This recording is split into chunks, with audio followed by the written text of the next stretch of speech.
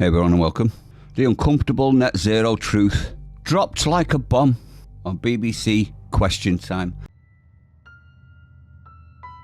And I do believe that we have rotten politics, and I'm not using that as an exaggeration.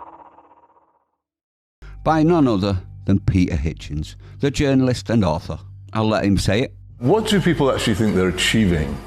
Anybody can look at it's called the energy dashboard. You can get it up on your computer anytime and see on a normal day in this country where the power which is lighting your home and your place of work and everything else you see, where it's coming from.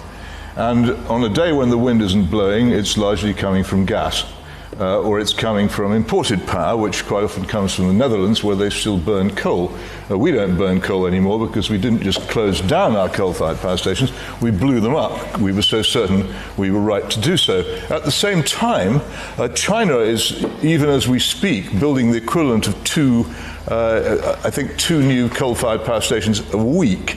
India has a vast expansion program of coal-fired power stations, even if George is right about his tremendous predictions of apocalypse.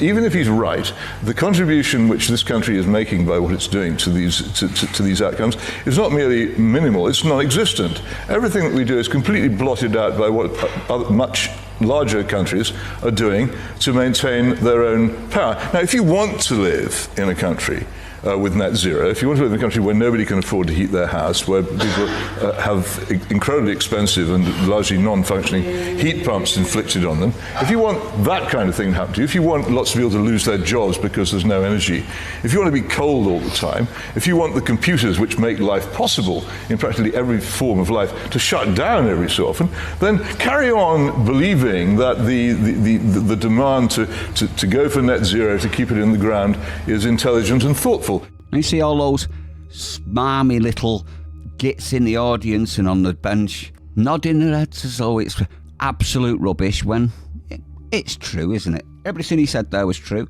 and I don't care what these virtue signalling fraggles think about the truth. I don't care if it offends them. I don't care if it goes against everything that they've been told and everything they've been told to believe.